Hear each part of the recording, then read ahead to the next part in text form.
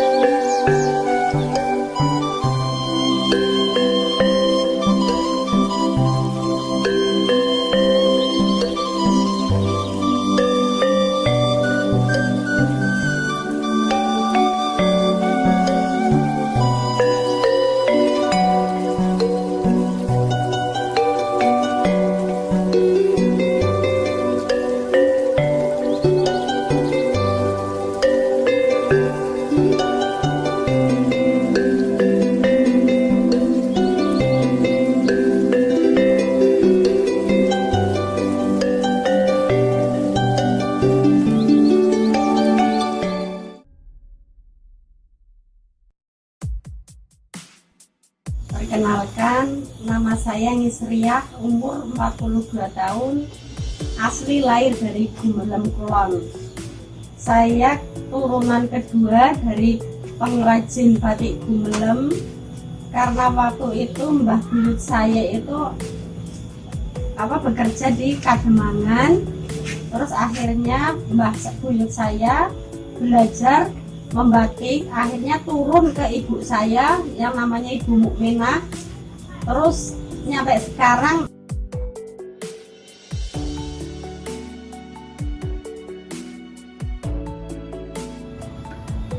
awal mula pertama aku menggeluti batik tulis itu emang dari orang tua. Waktu itu saya tahun 2010-an itu coba-coba membatik, bikin satu lembar itu tanpa ada pola, pokoknya seide aku untuk membatik. Nah saat itu kita batik satu lembar langsung, kita dari dulu itu waktu 2010 itu keliling untuk memasarkan batik Gumelem ini. Justru dari pihak Unsud itu tidak memperkenalkan, dalam arti begini, kamu itu punya nilai jual seni, kamu punya jualan harga karya seni, bukan harga pasaran, jadi udah kamu tidak usah keliling. Terus sampai saat ini dari sekian tahun perjalanan aku tidak pernah untuk mengikuti keliling lagi. Terus modal pertama aku waktu itu ada PNPM, aku ambil 1 juta untuk biaya pembelian bahan baku, malam sama canting. Terus waktu itu tak kerjain sendiri, akhirnya untuk kedepannya gitu bisa berkembang. Tapi untuk taraf-taraf sedikit, masalahnya semuanya kan dari situ pengambilannya. Jadi emang akui untuk manajemen pemasaran, manajemen keseluruhan itu emang kesalahan aku pribadi. Tapi untuk dari pihak pemerintah itu pun kurang mendukung, dalam arti pemasarannya itu dari pemerintah tidak ada yang mendukung. Untuk saat ini aja dari sekian tahun tidak ada pemerintah Pemda yang datang ke sini. Paling dari Dinas Indakop itu kemarin pun ke sini cuma pendataan. Sampai aku bilang, Pak, nggak usah didatani terus, tidak usah ada pelatihan kayak. Kita cukup bantu ayu pemasarannya. Dalam arti apa? Kita ini produksi udah lama, tapi cuma dari sekian tahun kendalanya di mana? Ternyata kendalanya di pemasaran. Untuk itu marilah dari pihak Indakop itu aku mohon, ibarat kata untuk merintis, mempelopori, membuat seragaman untuk Dinas Indakop itu sendiri. Jadi nanti akhirnya kan dinas-dinas yang lain bisa mengikuti. Itu juga ajang promosi untuk mengembangkan batik tulis yang ada di Gumelem ini. Jadi bukan yang semi kombinasi batik itu yang harus diperkenalkan, yang harus dipost terus. Jadi ayolah, kita punya ciri khas, kita punya jati diri bangsa wong Jawa. Kita harus kembangkan itu, kita harus lestarikan itu. Kenapa? Ya walau sejelek apapun hasil karya kita harus bangga.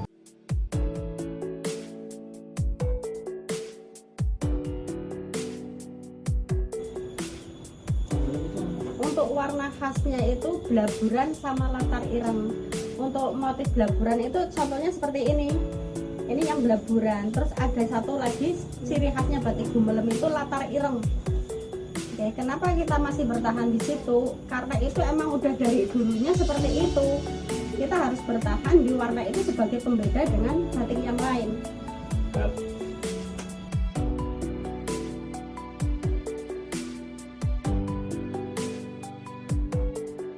Untuk pengerjaan batik tulis itu kita butuh waktu, kalau yang lagi diburu-buru itu 10 hari. Kita untuk kendalanya itu biasanya di pemolaan kita masuk ke pemindahan ke kain. Itu pemolaan biasanya dari kertas roti, terus nanti dipindah ke kain, baru ke kain kita batik lagi. Batik itu pun harus kita ada acara ngelowongi sama ngandangi. Biasanya kita batiknya itu jabejero itu luar dalam untuk menghasilkan warna yang lebih maksimal. Jadi di batik Gumelem itu tidak cepat pudar, tidak cepat beladus.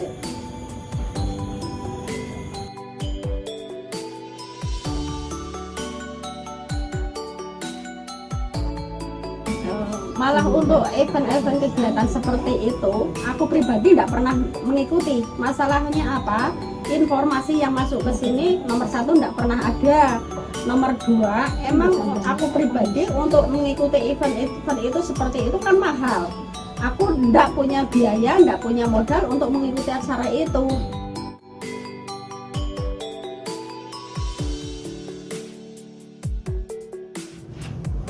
Ini untuk batik tulis Gumelem itu untuk warna klasiknya seperti ini. Untuk warna dasarnya dari dulu sampai sekarang itu seperti ini. Ini yang motif Sidomukti untuk gelaburan. Kalau ada yang bilang latar putih seperti ini.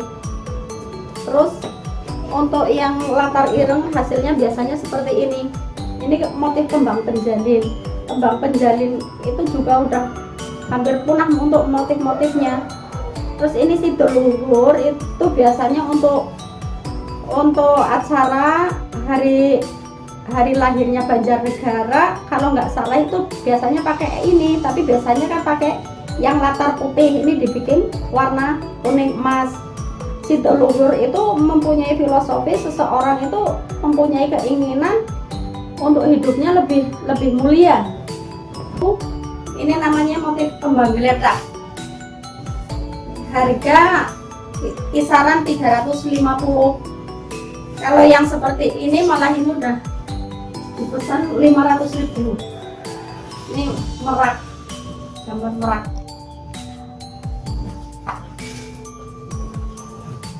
Dan klasik untuk pesanan orang Korea. Tapi kadang kan konsumen minta untuk warna-warna yang cerah. Ini tak bikinkan seperti ini untuk warna yang cerah, untuk warna yang modern. Biasanya aku bikin untuk warna yang klasik. Biasanya kita jualnya seperti ini 500.000. Ini contoh-contoh baju yang untuk batik warna klasik. Kalau dulu kan identik untuk orang dewasa, orang kesepuhan, orang tua. Tapi untuk sekarang dibikin seperti ini pun untuk anak kecil-kecil bisa masuk. Nah, ini hasil-hasil yang udah jadi. Ini untuk warna hasil dari batik klasik Kawung. Ini seperti ini. Ini yang SB-an.